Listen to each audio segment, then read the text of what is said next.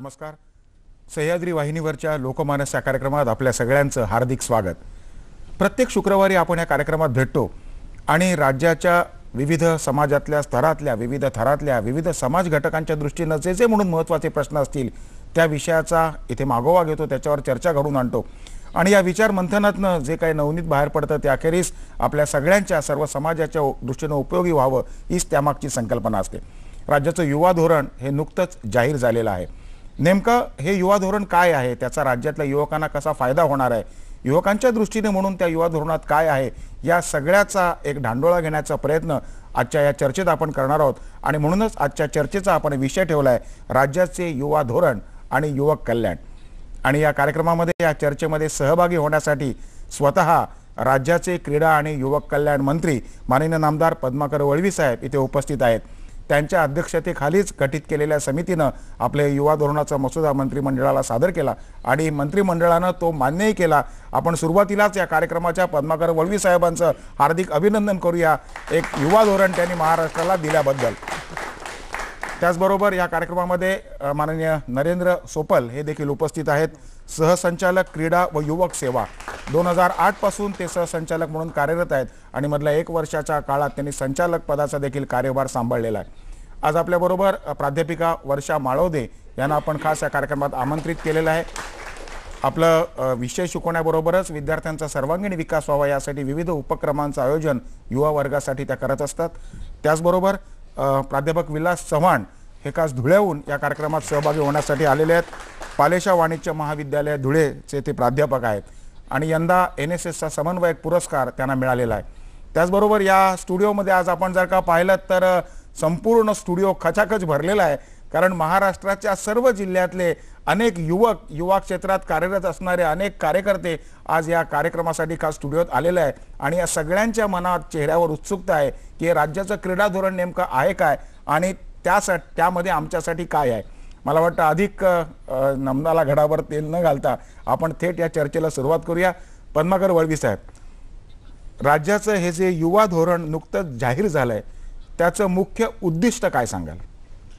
युवा हा आपल्या देशामध्ये साधारणतः 40% लोकसंख्येमध्ये आहे आणि असा जो महत्त्वाचा युवा घटक आहे देशाच्या विकासासाठी, ज्याचा सर्वांगीण विकास व्हावा आणि जे काही जागतिकीकरणाच्या अनुषंगाने जे काही नवीन बदल होत आहेत, नवीन आव्हानं युवकांसमोर समोर येत आहेत किंवा देशाच्या एकूणच विकासामध्ये युवकाचं योगदान कसं वाढलं पाहिजे, युवकांची ऊर्जाशक्ती कशी त्याचा वापर केला पाहिजे, त्या अनुषंगाने हे धोरण बनवण्यात आलं आहे. खास करून देशाचं भारत सरकारने जे युवा धोरण बनवलं होतं 2003 साली, त्यांनी विविध तिथली भौगोलिक परिस्थिती, सामाजिक परिस्थिती, राजकीय परिस्थिती लक्षात घेता आणि त्या ठिकाणी तसं धोरण असावं आणि म्हणून हे राज्य सरकारने 2010 साली युवा धोरण समिती बनवली आणि 2012ला म्हणजे 20 एप्रिलला माननीय मुख्यमंत्र्यांनी त्याची मान्यता दिली आणि म्हणून खऱ्या अर्थाने युवांच्या विकासासाठी हे धोरण निश्चितपणे चांगलं उपयोगी होईल असा मला पूर्ण विश्वास आहे. सोपल साहेब, खरं तर राज्यामध्ये युवकांसाठी अनेक योजना ह्यापूर्वी आपण राबवल्या जात आहेत.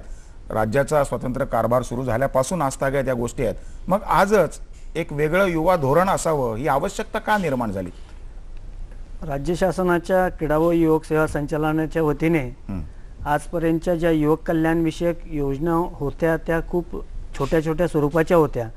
त्यामुळे समाजातील सर्व युवक त्या योजनेमधून समाविष्ट केले जात नव्हते आणि आत्ताच माननीय मंत्री महोदयांनी सांगितल्याप्रमाणे केंद्र शासनाने एक युवा धोरण जाहीर केलं.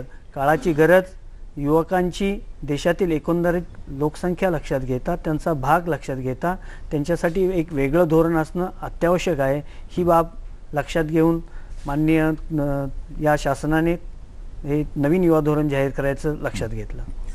वर्षात आपण दीर्घकाळ युवकांच्या समवेत काम करता, त्यांच्यासाठी विशेष उपक्रम करता. राज्याच्या या युवा धोरणाच्या एका उपसमितीत देखील आपण होतात. हे जे काही युवा धोरण जाहीर झालंय त्याचा थेट फायदा राज्यातल्या युवकांना कसा होणार आहे? एक सगळ्यात महत्त्वाची गोष्ट नरेंद्र, की आपण असं म्हणतो की संपूर्ण भारतात आणि मग पर्यायाने महाराष्ट्रात जर 50% लोकसंख्या ही युवक असतील तर त्या युवकांच्या आर्थिक, सामाजिक, सांस्कृतिक आणि राजकीय अशा पद्धतीच्या विकासाचा एक कुठेतरी विचार या धोरणामध्ये केला गेलेला आहे आणि त्याची विविध अंग असतील, त्या सगळ्या विविध अंगांचा विचार जो आहे तो या युवा धोरणामध्ये केला गेलेला आहे. त्यामुळे याचा थेट फायदा जर आपल्याला पाहायचा असेल तर हा थेट फायदा हा 2 ते 3 प्रकारे होऊ शकतो. एक, त्यांच्या सांस्कृतिक अशा पद्धतीच्या ज्याला आपण सुधारणा म्हणू त्याबरोबर, त्याच्या बरोबरीने क्रीडाविषयक अनेक निर्णय, आरोग्यविषयक अनेक निर्णय, त्यांच्या आर्थिक उन्नतीसाठीचे अनेक निर्णय, या सगळ्याचा विचार या युवा धोरणामध्ये करण्यात आलेला आहे. आणि म्हणून हे युवा धोरण आणि केंद्रीभूत पद्धतीने काम करणारं सर्वप्रथम असं धोरण, अशा पद्धतीने आपल्याला युवा धोरणाला आता महत्त्व द्यावं लागेल आणि त्याचा विचार करावा लागेल. पण ह्या आधी धोरण नसताना आणि आता धोरण आखल्यामुळे सर्वसामान्य युवकाच्या दैनंदिन याच्यात काय कसा फरक पडेल?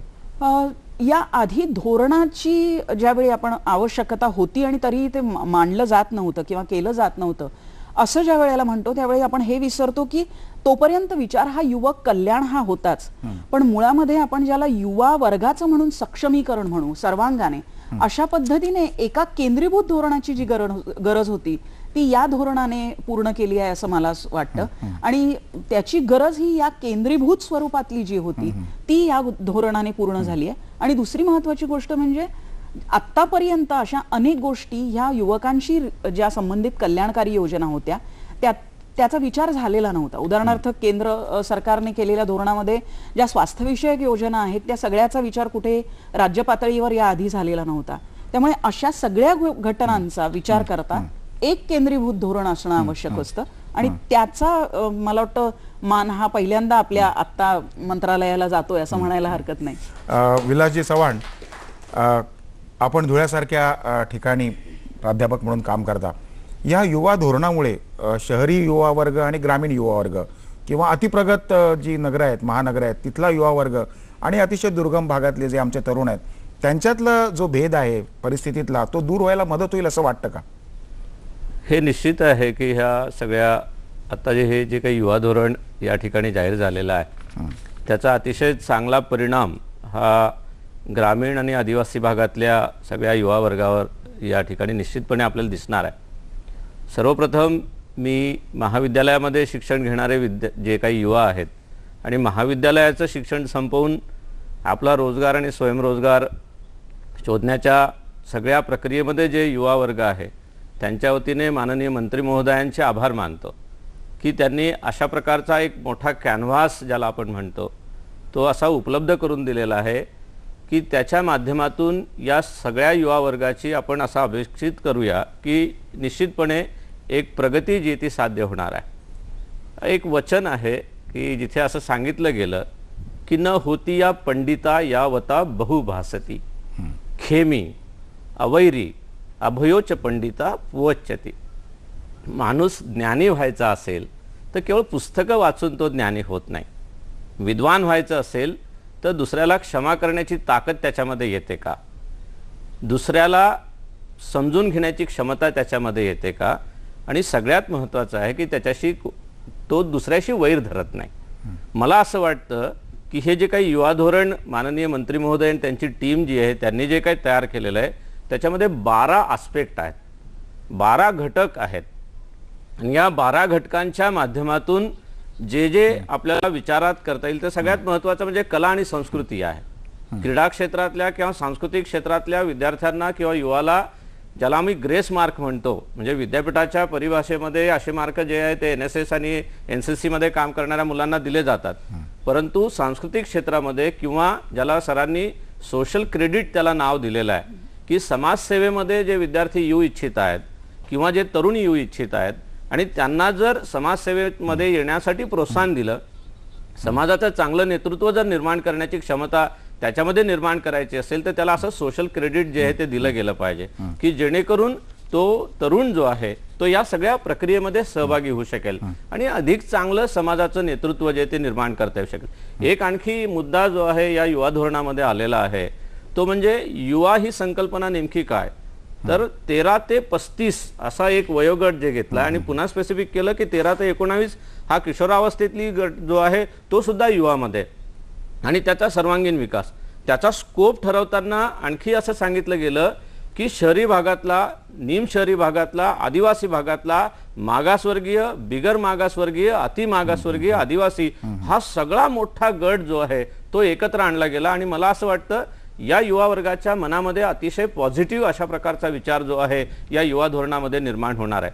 कमवा शिका योजना अधिक प्रबळ करावी, अधिक सक्षम करावी महाविद्यालयामध्ये आणि विद्यापीठाच्या क्षेत्रामध्ये, हा या योजनेतला, ह्या धोरणातला सगळ्यात महत्त्वाचा मुद्दा. कारण महाविद्यालयीन तरुणांबरोबर मी बऱ्यापैकी काम करतो. सरही पूर्ण वेळ त्या कार्यक्रमामध्ये आमच्या नंदुरबार आणि धुळे जिल्ह्यामध्ये तर सर पूर्ण वेळ काम करायला त्या ठिकाणी येतात आणि त्यामुळे म्हणूनच या धोरणाचा अतिशय चांगला उपयोग जो आहे तो होणार आहे. दुसरा एक मुद्दा त्याच्यामध्ये आला आहे की आम्ही जेव्हा आदिवासी भागामध्ये काम करतो त्या आदिवासी भागामध्ये काम करताना त्या मुलाला शहरी भागामध्ये जर आला तर त्याला राहायची व्यवस्था राहत नाही. म्हणून युवा हॉस्टेल्स जे आहेत त्याची एक चांगली संकल्पना. मला वाटतं तुम्ही बऱ्याच युवा धोरणातल्या तरतुदी स्पष्ट केल्यात, पण एक गोष्ट तुम्ही स्पष्ट केली ती बरं झालं की युवा म्हणजे कोण याची व्याख्या काय. तर 13 ते 35 हा वयोगट हा व्याख्या करून आपण युवा वर्ग समोर ठेवलाय.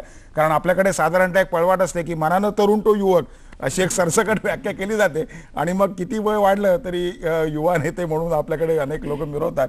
पण ही व्याख्या केल्यामुळे आणि समाजातले 12 गट आयडेंटिफाय केल्यामुळे नेमक्या पद्धतीनं हे धोरण आखताना त्याची नेमकी कुठली वैशिष्ट्ये आपल्याला सांगता येतील.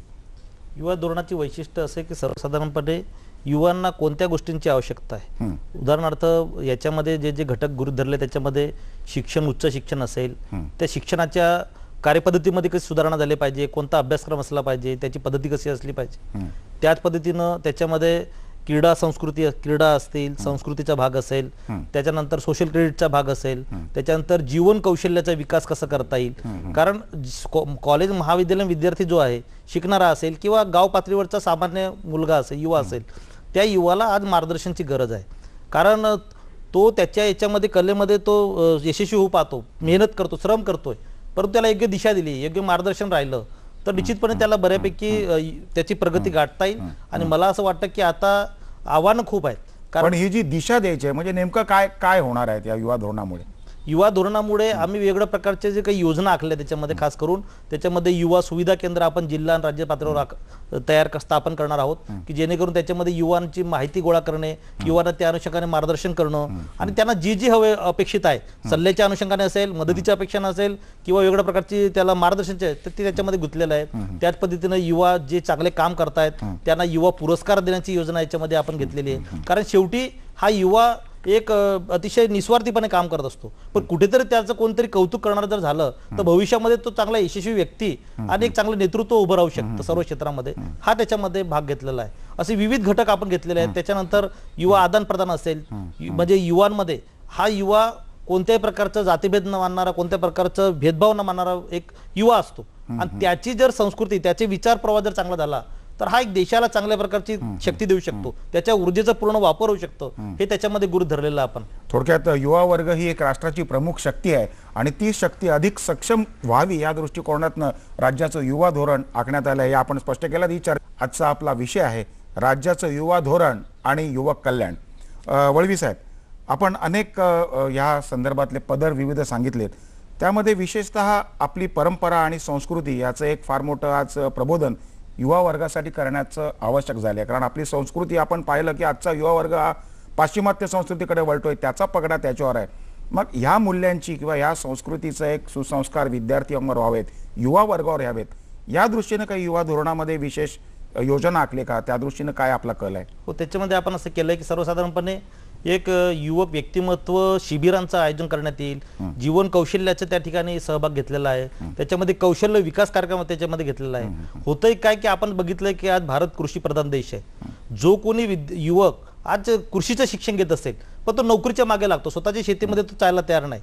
स्वतःचं जे काही संपत्ती आहे, स्वतःचं जे काही नैसर्गिक संपत्ती किंवा वाडवडिलाचे त्याचं जे काही वारसा आला असेल त्याच्यामध्ये काही वृद्धिगत करण्याचा भाग असेल, व्यापार असेल वेगळ्या प्रकारचं, ते सोडून तो दुसरंच काहीतरी शोधत फिरतो. कारण हे पाश्चिमात्य संस्कार आणि या अनुषंगाने मग तो फेल होतो. म्हणजे त्याच्यामध्ये कोणते गुण आहेत, ही आज अशी परिस्थिती आहे की चांगल्या चांगल्या कुटुंबातल्या युवांना, विद्यार्थ्यांना हे माहित नाही की त्यांना भविष्यामध्ये काय करायचं आहे, त्याच्यामध्ये कोणती कौशल्य आहे, कोणते त्याच्यामध्ये सुप्त गुण आहेत, हे सर्व गोष्टीचा शोध घेणं फार महत्वाचं आहे. आणि म्हणून आम्ही जे युथ काउन्सिलिंग सेंटर्स, युवक मार्गदर्शन सेंटर तयार करणार आहोत, त्याच्यामध्ये अशिक्षित, सुशिक्षित, उच्च शिक्षित सर्वच युवांना त्या ठिकाणी मार्गदर्शन करणार आहोत. आणि हे फक्त केंद्रामध्ये नाही तर आम्ही अशा पद्धतीचे युवा मित्र तयार करणार आहोत की जेणेकरून युवांमध्ये ते संदेश घेऊन जातील, योजना घेऊन जातील, विचार घेऊन जातील आणि युवांचे विचार सरकारपर्यंत पोहोचवतील आणि युवा सरकार त्या अनुषंगाने वेळोवेळी आपल्या योजनांमध्ये काही सुधारणा करू शकेल अशा पद्धती त्याच्यामध्ये आपण सर्व घेतलेलं आहे. मला वाटतं तुम्ही एक फार सकारात्मक असा मुद्दा इथे मांडलाय की आम्ही राज्यातल्या युवकांना युवा मित्र म्हणून या धोरणामध्ये सहभागी करून घेणार आहोत. मला वाटतं ही अतिशय महत्त्वाची बाब आहे आणि याचं जरूर कौतुक आपण करायला पाहिजे की राज्य शासन एका बाजूला आणि ज्यांच्यासाठी धोरण ते दुसऱ्या बाजूला अशी दरी न राहता सगळ्यांना एकत्र करून समन्वय साधून पुढे जायचा आपला हेतू आहे. वर्षाताई, तुम्ही अनेक वर्ष विद्यार्थ्यांसाठी विविध शिबिरं उपक्रम राबवतात. आत्ता जे वळवी साहेबांनी सांगितलं की ही शिबिरं आणि सगळी कार्यशाळा वगैरे राबवताना युवा धोरणाच्या दृष्टीनं त्यात योग्य ते आमूलाग्र असे बदल करायला हवेत, तर ते कसे शक्य आहेत? म्हणजे आत्ताची प्रस्थापित व्यवस्था आणि नवीन शिबिरं आणि कार्यशाळा यात काय फरक असणं स्वाभाविक आहे? काय आहे, आत्ता प्रस्थापित ज्या पद्धतीचं काम चालू आहे त्यामध्ये विविध जिल्हा किंवा तालुका पातळीवर वेगवेगळ्या स्वयंसेवी संस्था किंवा कॉलेजेस, महाविद्यालय अशा पद्धतीने व्यक्तिमत्व विकास शिबिरं आयोजित करत असतात. पण त्याला एक सगळ्यात महत्त्वाची गोष्ट आवश्यक आहे की त्यासाठी लागणारा निधी, त्यासाठी लागणारा जो ज्याला आपण इन्फ्रास्ट्रक्चर, सुविधा म्हणू, या सुविधांची उपलब्धता किंवा ग्रंथालयाची उपलब्धता किंवा ज्याला आपण माहिती केंद्र म्हणतो अशा माहिती केंद्रांमध्ये आवश्यक अशा साधनांची उपलब्धता ही आता या युवा धोरणाच्या माध्यमातून शासकीय पातळीवरच केली जाणार आहे. आणि मग या सगळ्यातून जे उपलब्ध असं इन्फ्रास्ट्रक्चर किंवा सुविधा असतील त्याचा उपयोग एकतर या पद्धतीने व्यक्तिमत्व विकासासाठी करता येऊ शकेल आणि ज्याला आपण दस्तावेजीकरण म्हणतो, मगाशी आपण प्रश्न उपस्थित केला तो संस्कृतीच्या फरकाचा, या फरकांमधला जो किंवा संस्कृतींमधला जो फरक आहे त्याचं दस्तावेजीकरण जे आहे ते या युवा केंद्रांच्या माध्यमातून करण्याचा विचार हा युवा धोरणाने मांडलेला आहे. आणि माझ्या मते ते अतिशय आवश्यक आहे, कारण नुसत्या अशा प्रकारच्या कार्यशाळा ज्या आहेत या कार्यशाळा करणं किंवा पार पाडणं हा हेतू नसून त्याचा पुढे उपयोग किती विद्यार्थ्यांना आणि विद्यार्थी नसलेल्या इतर युवकांना झाला याची नोंद असणं, त्याचं दस्तावेजीकरण असणं हे अतिशय आवश्यक ठरणार आहे. आणि त्याची एक जी तरतूद आहे ती या युवा धोरणाच्या माध्यमातून झालेली आहे. त्यामुळे खरोखर या व्यक्तिमत्व विकास शिबिरांचा काही फायदा विद्यार्थ्यांना आणि विद्यार्थी नसलेल्या काही युवकांना झाला का, किंवा त्यांना इतर स्वरूपाच्या ज्या काही सांस्कृतिक सुविधा आवश्यक असतात ज्या व्यक्तिमत्व विकासासाठी त्या पुरवल्या जाणार का, या सगळ्याचा विचार या युवा धोरणाच्या माध्यमातून झालेला आहे आणि माझ्या दृष्टीने ती अतिशय आवश्यक बाब आहे. बरोबर आहे. विलासजी, आता हा व्यक्तिमत्व विकासाचा मुद्दा मॅडमनी मांडला, पण आज विद्यार्थ्यांच्या किंवा युवकांच्या दृष्टीनं सगळ्यात महत्त्वाचा प्रश्न आहे तो म्हणजे शिक्षण आणि उच्च शिक्षण. तर या संदर्भात आपल्यासारख्या प्राध्यापकांच्या शासनाकडनं काय अपेक्षा आहेत? उच्च शिक्षण घेणारे जे काही विद्यार्थी आहे त्याच्यामध्ये आपण असं पाहतो की केवळ पुस्तकी ज्ञानाची जी काही एक लालसा म्हणा किंवा ते केवळ पुस्तकी ज्ञानाभोवती ते अडकून पडलेले आहेत. तर मॅडम जशा म्हणाल्या की व्यक्तिमत्व विकास आणि तो होणं आणि त्या अनुषंगानं ज्याला आपण म्हणतो की जीवन कौशल्य, जो मगाशी मुद्दा मांडला त्याला आपण लाईफ स्किल म्हणतो, आणि त्याच्याबरोबर सॉफ्ट स्किल जे ते जर त्यांच्यामध्ये विकसित केले आणि प्रत्यक्ष त्याची परिणाम जर मोजून आपण बघितले आणि मॅडम जसं म्हणाला की त्याचं दस्तावेजीकरण जे आहे ते डॉक्युमेंटेशन जे आहे ते झालं पाहिजे. जर तसं झालं तर निश्चितपणाने जे माननीय मंत्री महोदयांच्या मनामध्ये या युवा धोरणाच्या माध्यमातून त्यांनी मांडलेलं आहे त्याची फलश्रुती जी आहे ती निश्चितपणानं होईल असं मला वाटतं. सोपल साहेब, राज्याचं क्रीडा धोरण तर आता जाहीर झालं आहे, त्याच्यावर अनेक चर्चाही झाल्या, अजूनही काही त्याच्यामध्ये शिफारसी येऊ शकतात. नंतरचा जो मुख्य भाग आहे तो म्हणजे अंमलबजावणी. याची अंमलबजावणी नेमकी कशा पद्धतीनं होणार आहे, ती प्रक्रिया काय आणि ती शेवटी आपल्याच संचालनालयाची जबाबदारी आहे? नुकतंच राज्य शासनाच्या मंत्रिमंडळाने युवा धोरण जाहीर केलं. युवा धोरणामध्ये युवा धोरण समितीने केलेल्या शिफारसी आता शासन निर्णयामध्ये त्याचं रूपांतर होणं आवश्यक आहे. याबाबत शासन निर्णयामध्ये रूपांतर करत असताना माननीय मंत्री महोदयांनी आम्हाला स्पष्ट आदेश दिलेले आहेत की हे शासन निर्णय करत असताना शासकीय पातळीवरती शासन निर्णय न करता समाजातले ज्या डिमांड्स आहेत, समाजातल्या ज्या गरजा आहेत, युवकांच्या ज्या गरजा आहेत त्या गरजा त्याच्यामध्ये उतरल्या गेल्या पाहिजेत. तरच त्या शासन निर्णय निघाल्यानंतर त्याचा फायदा युवा धोरणाच्या रूपातनं युवांना घडू शकेल. आणि म्हणूनच येत्या काही दिवसात माननीय मंत्री महोदयांच्या मार्गदर्शनानुसार प्रत्येक विभागामध्ये जाऊन आम्ही युवा क्षेत्रात काम करणारे जे राष्ट्रीय युथ अवॉर्डी आहेत, स्टेट अवॉर्डीज आहेत, काही NGOज आहेत, या NGOज आणि युवकांच्या काही समस्या आहेत ह्या सगळ्यांकडून समजून घेणार आणि मग त्या शासन निर्णयामध्ये या ज्या समितीने केलेल्या शिफारसी आहेत त्या शिफारसीमध्ये बसवण्याचा प्रयत्न केला जाईल. वळवी साहेब, ही जी एक इम्प्लिमेंटेशनची एक स्टेप्स त्यांनी सांगितल्या त्या पाहता त्याला कदाचित दीर्घ काळ लागण्याचा संभव आहे. धोरण आणि त्याची अंमलबजावणी यातला अंतर, वेळेचं भाग कमीत कमी होईल या दृष्टीने काय करता येईल? आम्ही सर्व याच्यामध्ये अजिबात विलंब होणार नाही. युवा धोरण समितीचं अध्यक्ष म्हणून, मंत्री क्रीडा म्हणून या ठिकाणी मला शासनाने सुपूर्द केलेलं आहे. एक समिती आम्ही तयार करणार आहोत. तात्काळ आम्ही एक प्रमुख अधिकाऱ्यांची बैठक घेतोय पुढच्या आठवड्यात. युथ अवॉर्डीज, NGOज यांच्याबरोबर साधारणतः आम्ही 2 महिन्यामध्ये इंटरॅक्शन करू आणि मला असं वाटतं की कोणत्याही प्रकारची निधीची कमतरता राहणार नाही. ऑलरेडी 2012-13 मध्ये 20 कोटीचा आउटले या ठिकाणी शासनाने ठेवलेला आहे युवा क्रीडा विभागाला. आणि जो काही निधी आहे जर त्या ठिकाणी शासनाच्या पातळीवर काही विलंब होत असेल तर काही आम्ही NGO आहेत, काही कॉर्पोरेट सेक्टर्स आहेत, त्यासाठी आम्ही युवा एक खास राज्य युवा विकास निधी म्हणून आम्ही तयार करणार आहोत. जसं राज्य क्रीडा विकास निधी आहे तसं युवा विकास निधी केल्यानंतर ज्या कॉर्पोरेट सोशल रिस्पॉन्सिबिलिटीच्या अनुषंगाने जो निधी येईल, काही NGO पुढे येतील, त्यांना सोबत घेऊन आम्ही काम लगेच चालू करणार आहोत. म्हणून शासनाचा निधी ऑलरेडी राहील आणि मला असं वाटतं की आज युवा धोरण, युवा विभागाचं जे महत्व आहे सर्व शासनाला पटलेलं आहे. इव्हन माननीय मुख्यमंत्री, वित्तमंत्री सर्वांनाही पटलेलं आहे आणि म्हणून या अनुषंगाने आता कुठे इथं थांबण्याचा प्रश्नच नाहीये. मला असं वाटतं की निश्चितपणे याचे जे फळं असतील ते मुलांना ताबडतोबीने सुरू होतील. या उन्हाळ्यातल्या पासून आम्ही आता लगेच पावसाळा सुरू होत आहे, वृक्षारोपणचा कार्यक्रम सुरू होणार आहे. त्या अनुषंगाने आता मे-जून मध्ये आम्ही लगेच वन जनजागृती करणार आहोत. झाडांचं वृक्षारोपण कसं करावं, वन संरक्षण, संवर्धन, लगेच वृक्षारोपणचा कार्यक्रम आम्ही युवांना देणार आहोत. राज्यामध्ये व्यसनमुक्तीचे कार्यक्रम आम्ही देणार आहोत. वेगवेगळ्या प्रकारचे काम करण्यासारखं खूप आहे युवांसाठी. म्हणजे एवढा जो गॅप आहे, अनेक वर्षापासून युवा उपाशी सारखे आहेत विचाराच्या बाबतीमध्ये, मार्गदर्शनच्या अनुषंगाने, त्यांना आम्ही भरीव काम देणार आहोत. असं वाटायला नाही पाहिजे युवांना की सरकार थांबलेलं आहे आणि विभाग थांबलेला आहे. आम्ही सर्वांना सोबत घेऊन ताबडतोबीने काम सुरू करून निधीची कोणती अडचण राहणार नाही. तरुणांच्या विचाराला खाद्य देणार आहेत आणि त्यांच्या कार्यकुशलतेलाही तुम्ही वाव देणार आहात. आपल्याकडे याच संदर्भात काही अपेक्षा अनेक लोकांनी व्यक्त केल्यात.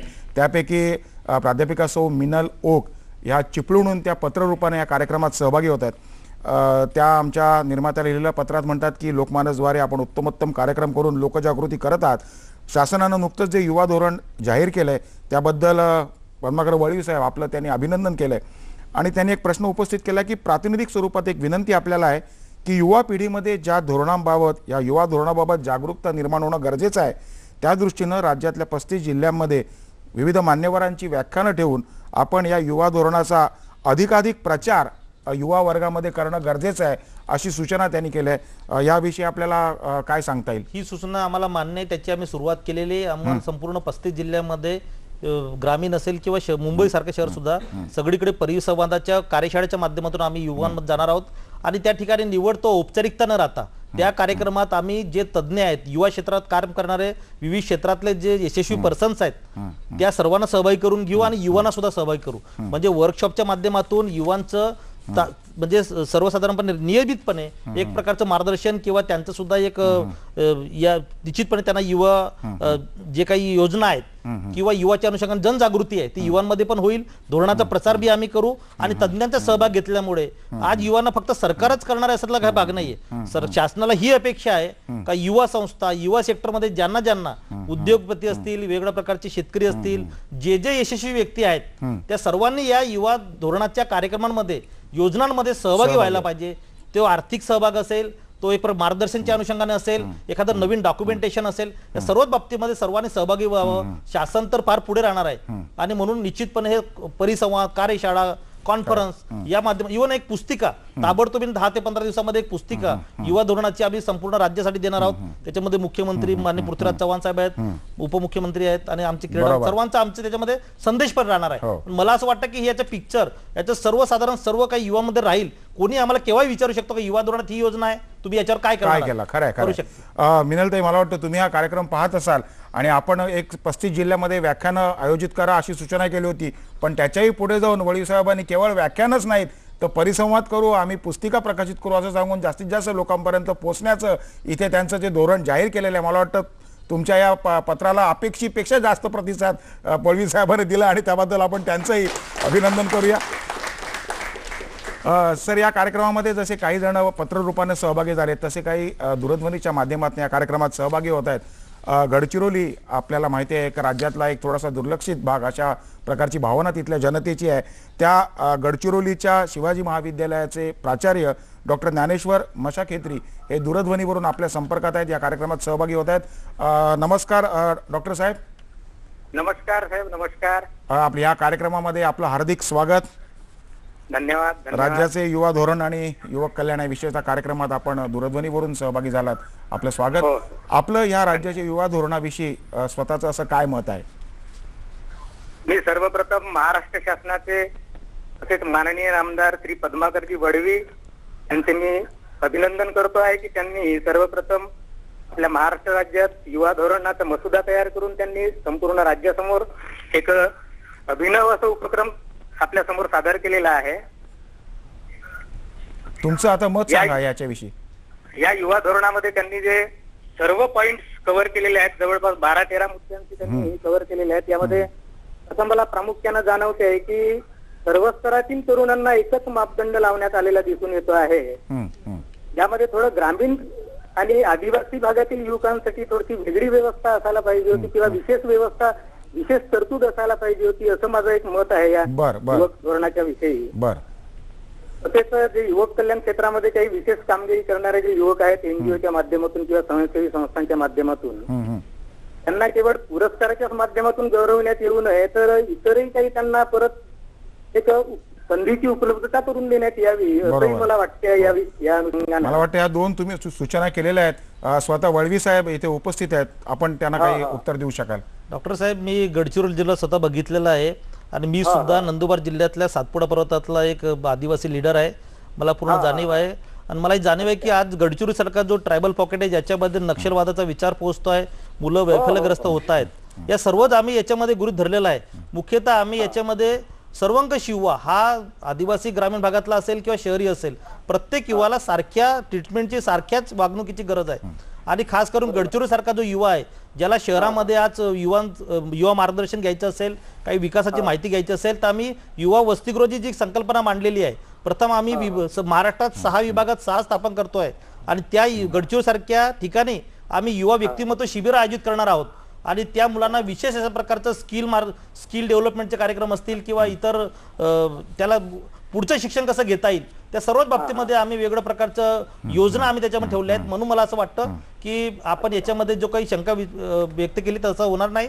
सर्वंकष आम्ही विचार करू. गडचिरोली, नागपूर असेल, पुणे असेल, मुंबई, सर्वच आदिवासी आणि इतर सर्व भागातल्या युवांना पूर्ण शक्तीनिशी पाठिंबा देण्याचं, पूर्ण ताकद देण्याचं आमचं त्याच्यामध्ये ठरवलेलं आहे. डॉक्टर मशाखेत्री, अजून आपल्याला काही सूचना वगैरे करायच्या आहेत की आपली मत मांडायचं असेल तर जरूर मांडा.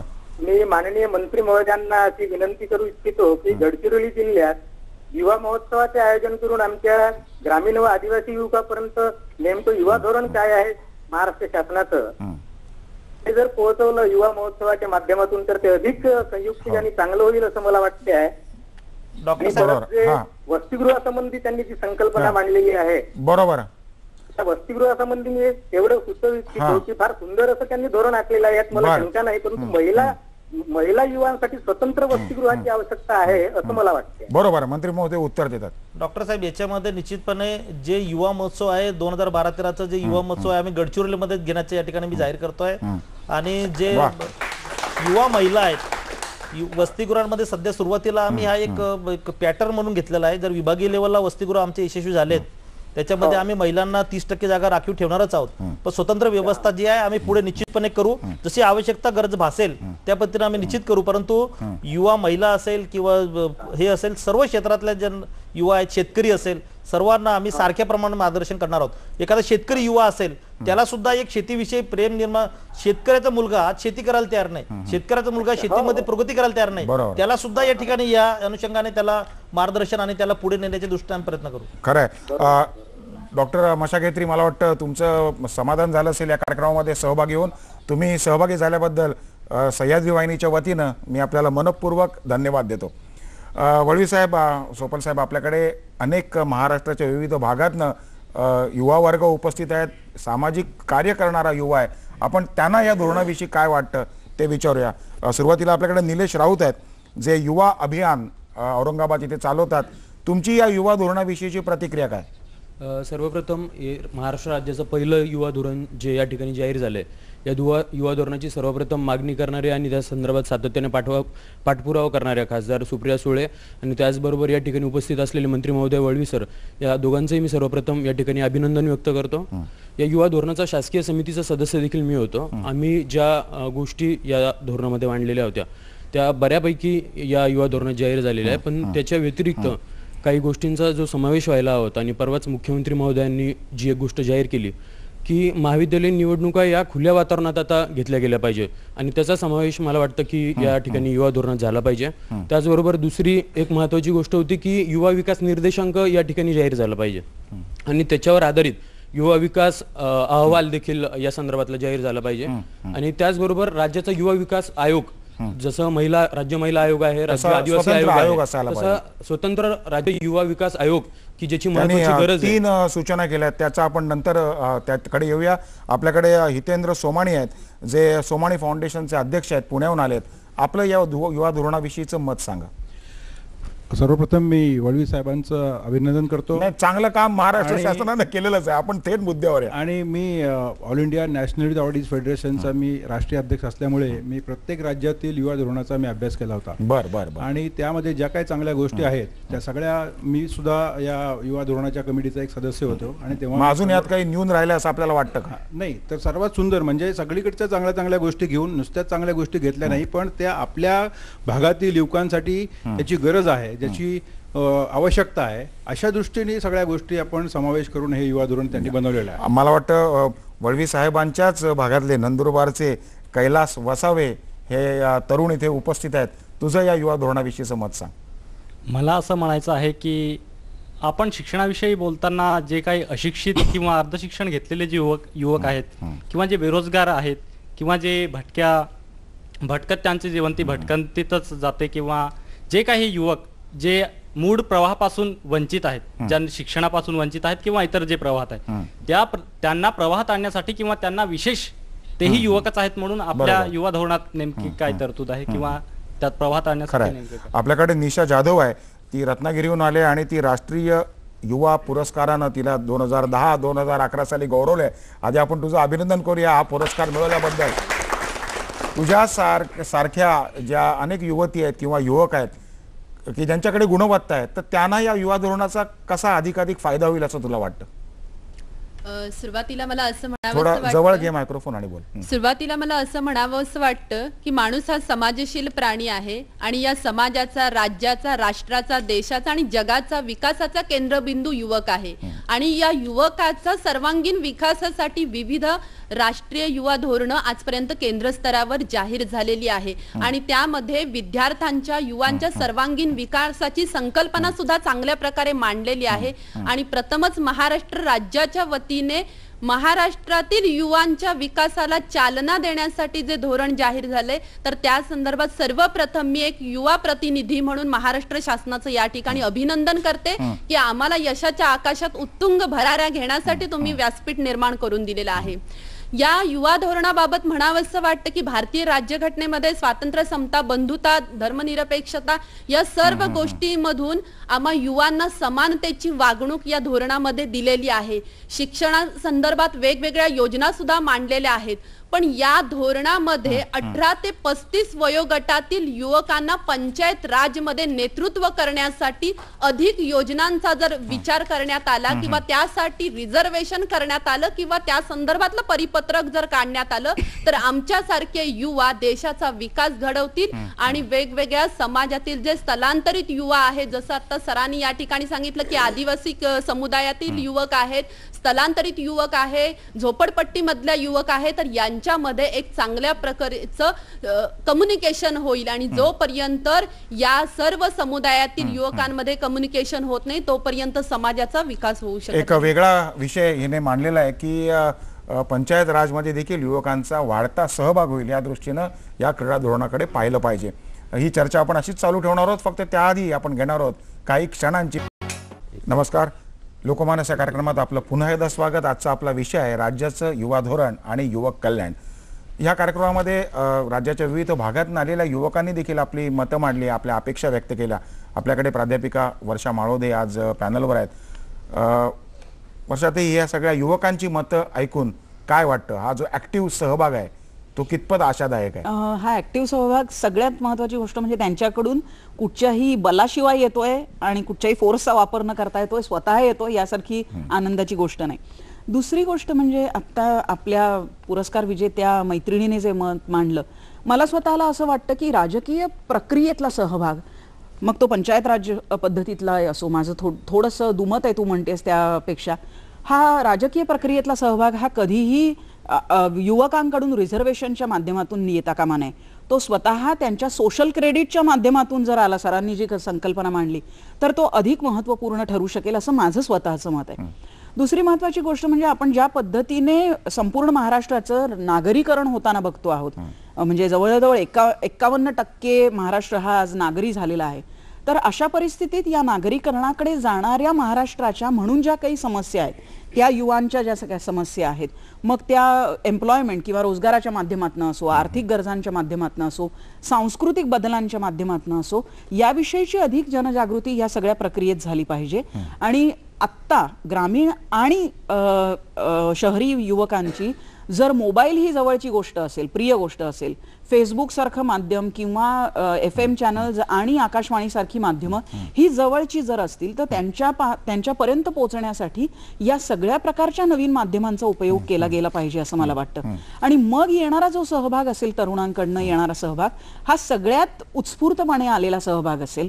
आणि म्हणून हा जो सहभाग आता या चर्चेच्या माध्यमातून मला दिसतो आहे, तो तर स्वागतार्ह आहेच, पण अशा पद्धतीने जर आपण सहभाग या विद्यार्थ्यांकडून आणि विद्यार्थी तर युवकांकडून मागवला, तर माझ्या मते तो अतिशय महत्वाचा ठरेल. विद्यार्थी आज ज्या भाषेत बोलतायत आणि ज्या माध्यमातून व्यक्त होत आहेत, त्या माध्यमातून आणि त्या भाषेतून त्यांच्यापर्यंत जाण्याची आज गरज तुम्ही व्यक्त करताय. आपल्याकडे वैशाली वानखेडे या मुंबईवरून आलेल्या आहेत. वैशाली, काय मत आहे तुझं या युवा धोरणाविषयी?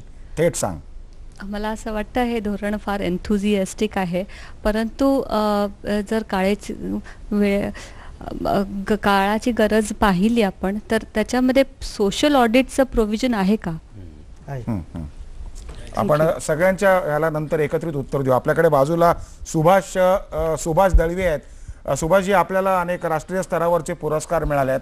आपल्यासारख्या विविध क्षेत्रात जाणकार व्यक्तिमत्व आपलं पर्यावरणात एक काम आहे, तर आपण या युवा धोरणामध्ये युवा प्रबोधनासाठी कसं काय सहकार्य देऊ इच्छिता किंवा करू शकता? पहिली गोष्ट, मी मंत्री महोदयाचं अभिनंदन करतो की त्यांनी सर्वसमावेशक असं ते युवा धोरण आणलेलं आहे. यापूर्वी युवा धोरणाचं आपण जर बघितलं असेल तर स्पोर्ट्स फक्त खेळावरती कॉन्सन्ट्रेट केलं होतं, आणि खेळाच्या माध्यमातून मग ते कोटा पद्धत असेल किंवा तिथं त्याच्यामुळे विविध त्यांनी धोरणं केली. त्याच्यामध्ये आता राष्ट्रीय युवा पुरस्कार, मगाशी प्रश्न विचारला आपण त्याप्रमाणे मला राष्ट्रीय युवा पुरस्कार मिळालाय. मी महापालिकेमध्ये विशेष कार्य अधिकारी म्हणून काम करतो. 2000 सालाचा जो पुरस्कार मिळाल्याच्या नंतर जी प्रेरणा मिळाली, जी नवीन क्रिएटिव्हिटी आली, त्याच्यानंतर जेवढ्या आम्ही योजना राबवल्यात, म्हणजे त्या योजना आज सक्सेस झाल्यात. मुंबई महापालिकेची दत्तक वस्ती योजना, पण त्या सगळ्या या क्रीडा धोरणाचा भाग म्हणून आपण आपल्याकडे वेळ कमी आहे, त्यामुळे फार आपल्याला त्याच्यासाठी प्रत्येक वेळेस असं म्हटलं होतं की शासनाला प्रक्रियेत बसलेला अधिकारी आहे ना, याच्यामध्ये मरगळ आलेली आहे असं म्हटलं जातं. मग असे जे अधिकारी असतील, असे जे कर्मचारी असतील, जे युवा पुरस्कार असतील, जे 35 वयोगटातले कुठचे घ्या, त्यांना या शासकीय यंत्रणेमध्ये काही कोटा पद्धत लागू करता येईल का? त्यांना ह्या अशा यंत्रणेमध्ये बसवता येईल का? हा जर निर्णय घेता जर आला आपल्याला, ही चांगली सूचना आमची. बरोबर, करता आली तर आपण सगळ्या सूचना त्याची नोंद करतात आणि नक्की ते त्याला समान संधी समान स्पोर्ट्सला जो कोटा दिलाय तसाच कोटा युवक सेवेसाठी द्यावा, तो मुद्दा तुमचा त्यांनी लिहून घेतलेला आहे. आपल्याकडे पुढे पंकज ठाकूर आहेत, ते अमरावतीहून आलेत. पंकजजी, आपलं याविषयीचे मत सांगा. प्रश्न नको, थेट. माझं मत असं आहे याविषयी की समाजाची जी ओरड आहे की युवक हा व्यसनाधीन आहे, तो त्याच्यामध्ये नैराश्य आहे, या धोरणाने ते नैराश्य संपेल. पण ते अधिक प्रभावीपणे आणि अधिक चांगल्या रीती जर अंमलबजावणी त्याची झाली तर ते होईल. आणि माझं एक होतं की 13 ते 35 वर्ष वयोगटातील आपण ते सर्व समान त्याच्यामध्ये प्रावधान केलेले आहे. पण पौगंड अवस्था जी आहे ती एकदम खूपच अतिसंवेदनशील अशी ती अवस्था आहे. मी गव्हर्नमेंट पॉलिटेक्निकला लेक्चर आहे. माझ्याकडे जे स्टुडंट येतात ते त्याच अवस्थेत येतात. त्याच्यामध्ये फ्रस्ट्रेशन जास्त असते, त्यामुळे ते आत्महत्या करतात. तर या युवा धोरणामध्ये त्यावर जास्त फोकस असं व्हायला पाहिजे असं म्हणजे युवकांच्या मानसिक सक्षमीकरणावरती भर द्यायला पाहिजे असं त्यांनी सुचवलंय. आपल्याकडे विलास चंदने आलेत औरंगाबादहून, बोला. राज्याच्या धोरणामध्ये आपण जे निर्णय घेतलेले आहात त्यामध्ये व्यसनमुक्तीचा हा फार महत्त्वाचा दुवा आहे.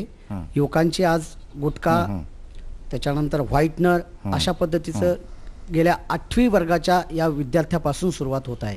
तर यामध्ये जे धोरण केलेलं आहे तर जास्तीत जास्त याच्यामध्ये अभ्यासक्रमामध्ये या शिबिरांमधून याची माहिती जास्तीत जास्त युवा वर्गांना कशी दिली जाईल तर ते आपण शोधलं पाहिजे त्याच्यामध्ये.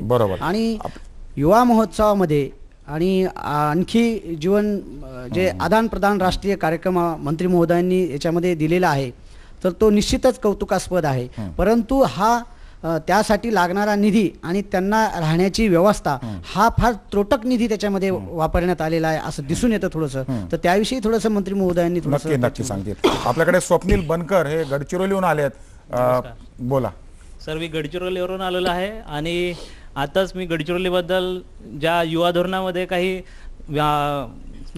तरतुदी आहेत त्याबद्दल मला फारच समाधान वाटलं आहे. आणि माझी एक अशी इच्छा होती सर की 8-10 वर्षाआधी ज्यावेळेस मी महाविद्यालयीन शिक्षण घेत होतो त्यावेळेस जे काही आमच्या सहभागी असलेले जे सहभागी असलेले क्रीडा प्रतिनिधी होते, खेळाडू होते, तर त्या लोकांनी त्या काळामध्ये सुद्धा राष्ट्रीय रेकॉर्ड सुद्धा एक प्रकारे ब्रेक केलेले होते. मग त्या लोकांचं नंतर काय झालं, त्या लोकांचं नंतर मी कुठेही कधी नाव ऐकलेलं नाही. मग त्या लोकांना समोर आजच्या या युवा धोरणाने आपल्याला चालना मिळू शकेल का? बरोबर. कारण गडचिरोली जिल्ह्यामध्ये मी वास्तविकपणे बघितलेलं आहे की क्रीडा खेळाडूंचं जे आहे ते फार जास्त प्राबल्य आहे, परंतु त्यांना समोर येण्यास संधी कशी मिळेल नाही. आपण त्या संदर्भात देखील सोपल साहेब आणि वडी साहेबांकडे विचारूया. आपल्याकडे शेख गफार आहेत, मागे अहमदनगरहून आलेत. शेख भाई, आपलं काय म्हणणं आहे, थोडक्यात सांगा. सर्वप्रथम मी शासनाचे आभार या ठिकाणी व्यक्त करतो. आणि या ठिकाणी 2 महत्वाचे विषय आहेत की सर्वप्रथम क्रीडा व युवक सेवा संचालनालय. क्रीडा हा भाग अधिक पद्धतीने चालू होता, परंतु मला या ठिकाणी प्रामुख्याने सांगू इच्छितो मी की क्रीडा विभागामध्ये जिल्हा पातळीवर जिल्हा क्रीडा कार्यालयामध्ये आजपर्यंत साधारण 4 ते 5च कर्मचारी प्रत्येक जिल्ह्यामध्ये कार्य करतात. जिल्हे फार मोठे असतात. जर शासनाचं हे धोरण जर प्रभावीपणे माध्यम त्याचा प्रभावीपणे मान्य करायचा असेल किंवा प्रभावीपणे त्याला पुढे करायचं असेल तर त्यासाठी मनुष्यबळाची खूप आपल्याला गरज भासणार आहे. तर त्यासाठी मनुष्यबळ हे खूप महत्त्वाचं आहे.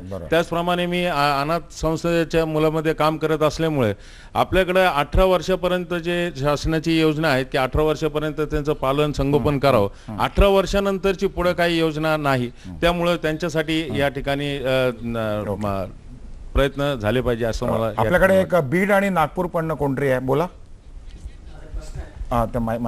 प्रश्न नका विचारू, मत सांगा. प्रश्न खूप झाले कारण उत्तर द्यायला त्यांना अभिनंदन करतो. मी सोलापूरून आलोय, काशीनाथ बदगुंकी. मागील 12 वर्षापासून करतो. माझा एक असा अनुभव आहे सर की उद्योजकांसाठी कुठं प्रोत्साहन यातमध्ये मिळत नाहीये. म्हणजे सरकार उद्योजकांसाठी काही निधी स्वतः गॅरंटी होईल का या धोरणाच्या माध्यमातून? बीडचं कोण आहे, बीडचं?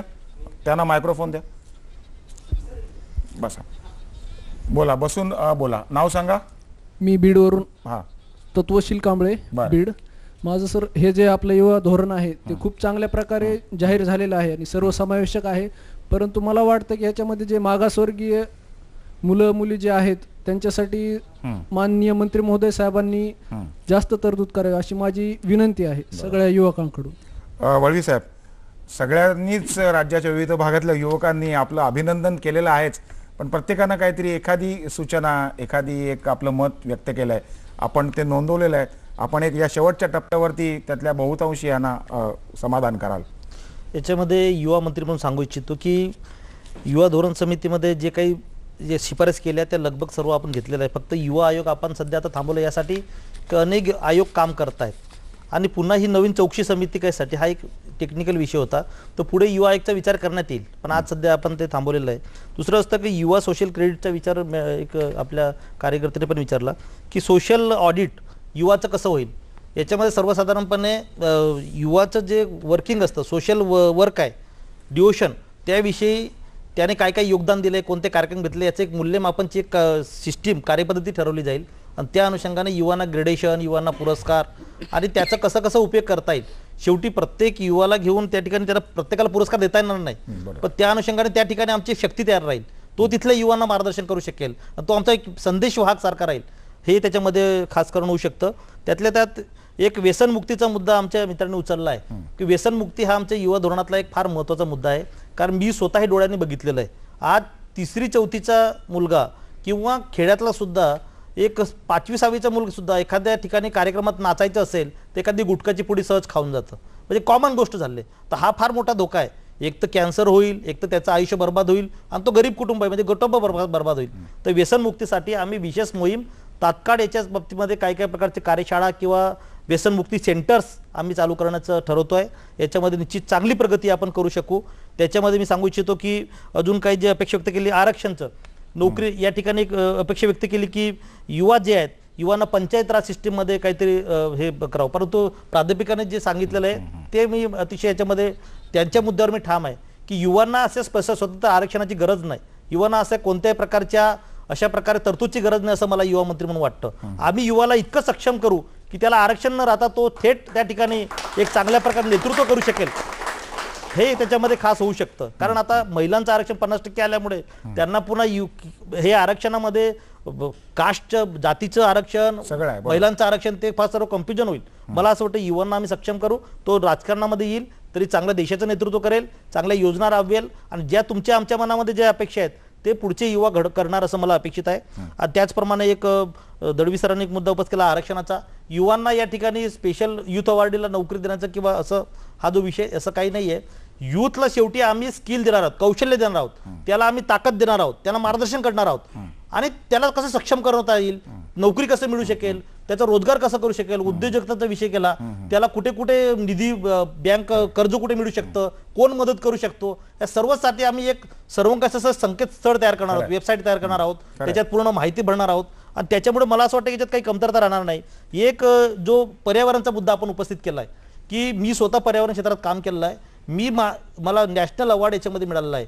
मी स्वतः एकट्याने 8 ते 10 वर्षामध्ये 10 कोटी झाडं रोपं बनवून मी लोकांना वाटप केले. मला असं वाटतं की युथने जर ठरवलं पर्यावरण रक्षण करायचं, झाडं लावायची, मोठा व्यापक कार्यक्रम होऊ शकतो आणि हे पर्यावरणचं निर्मिती असेल, या ठिकाणी धूम्रपानच्या विरुद्ध एक मोहीम असेल किंवा व्यसनाधीनतेच्या विरुद्ध मोहीम असेल, अशा सर्वच ज्या समाजाला एक नुकसान करणाऱ्या, समाज विध्वंस करणाऱ्या गोष्टी आहेत, याच्यामध्ये खूप काम करण्यासारखं आहे. मला असं वाटतं की हा युवकाला जर सक्षम करायचं असेल, त्याचं आरोग्य सांभाळायचं असेल तर आपल्याला बऱ्यापैकी काम करावं लागेल आणि याच्यामध्ये निश्चितपणे आम्ही सर्व संस्था ज्या आता व्यसनमुक्ती याच्यात काम करतात, पर्यावरण क्षेत्रात काम करतात, या सर्व युवकांना सोबत घेऊन आम्ही काम करणार आहोत. वेगवेगळ्या प्रकारच्या सशक्त किंवा ज्या यशस्वी व्यक्ती आहेत, संस्था आहेत, त्या सर्वांना घेऊन काम करणार आहोत. म्हणून मला असं वाटतं की फक्त सरकारच नव्हे, आपण सर्व मिळून या ठिकाणी राज्यातला जो युवक आहे त्याला एक प्रकारचं सुदृढ करण्याचं काम, राज्याच्या जे काही श्रमशक्ती आहे त्याच्यामध्ये युवाचं फार मोठी इन्व्हेस्टमेंट किंवा सहभाग राहणार आहे. म्हणून आपला युवा अशक्त असेल तर राज्य अशक्त असू शकतं, पण राज्यातली शेती असेल, राज्यातलं उद्योगधंदे असतील, राज्यातला स्वयंरोजगार असेल, या सर्व क्षेत्रामध्ये युवा कसं पुढे जाईल यासाठी सर्वांसोबत घेऊन आपण काम करू शकू असा मला पूर्ण विश्वास आहे. धन्यवाद.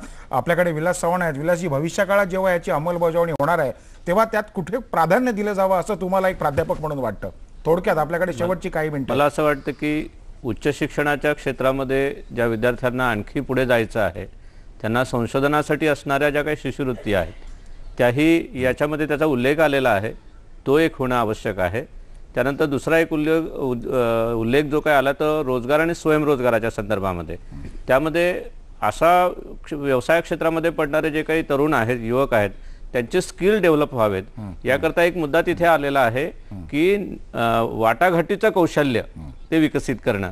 ते जर झालं तर निश्चितपणे त्याचा अधिक चांगला उपयोग होईल. वर्षा माळोदे, ह्या युवा धोरणाचा अधिकाधिक सकारात्मक उपयोग युवकांनी कसा करून घ्यावा, थोडक्या शब्दात सांगा. सगळ्यात मोठी संधी या युवा धोरणाच्या माध्यमातून मिळाली ती म्हणजे ॲटिट्यूडनल चेंज, आपली प्रवृत्ती बदलाची जी आवश्यकता आहे ती.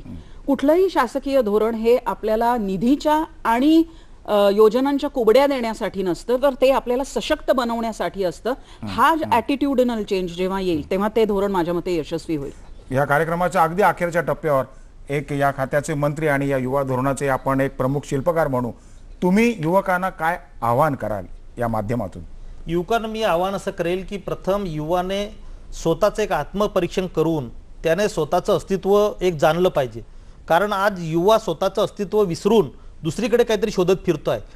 त्याच्यामध्ये स्वतःतले व्यक्ती जर गुण त्याने जर डेव्हलप केले, त्याच्याकडे असलेली नैसर्गिक संपत्ती, त्याच्या असलेले वारसाईचे विचार, त्याच्यातले असलेले संस्कार, या सर्वच बाबतीमध्ये तो जर जागृत राहिला तर मला असं वाटतं की कोणाच्याही कुबड्यांची त्यांना गरज भासणार नाही. आम्ही जे काही करणार आहोत आम्ही कुबड्या अजिबात देणार नाहीये. आम्ही जे करणार त्याला जागृत करणार, त्याला कुठे कुठे काय काय उपलब्ध होऊ शकतं, कोण तुम्हाला मार्गदर्शन करू शकतो, अशा पद्धतीने चांगली संगत, चांगलं वातावरण. एक तर युवाला त्या ठिकाणी वैफल्यग्रस्तातून काढायचं असेल तर फक्त वातावरण बदलणे किंवा त्याच्या युवातली वैचारिक परिवर्तन करणे, हा दोन भाग त्याच्यामध्ये महत्वाचे. खरं आज या राज्याचे युवा धोरण आणि युवक कल्याण या विषयावरच्या चर्चेत अतिशय साधक बाधक चर्चा झाली आणि मुख्य म्हणजे हा मुद्दा अतिशय प्रकर्षाने समोर आला की हे युवा धोरण हे म्हणजे युवकांना परावलंबी बनवण्यासाठी नाही तर त्यांना सक्षम बनवण्यासाठी आहे. युवकांनी स्वतःचं शिक्षण पूर्ण करावं, अंगभूत जे कलागुण आहेत त्याचा विकास करावा, एक जबाबदार नागरिक म्हणून पुढे यावं आणि ते करत असतानाच पर्यावरण, व्यसनाधीनता हे जे सगळे शत्रू आहेत समाजाचे त्याच्या विरुद्ध लढा देऊन एक चांगला समाज निर्माण व्हावा यासाठी युवा वर्गानं काम करावं. आणि तसं झालं तरच मला वाटते युवा धोरण यशस्वी होईल यात शंका नाही. आणि मला वाटतं ही जी अपेक्षा आज युवा वर्गाकडनं व्यक्त केलेली आहे त्याला आमचे युवा पूर्णपणे त्या जबाबदारीला पात्र ठरतील. धन्यवाद या चर्चेमध्ये सहभागी झाल्याबद्दल आपल्या सगळ्यांचे आणि स्टुडिओतल्या आपल्या सगळ्यांचेही नमस्कार.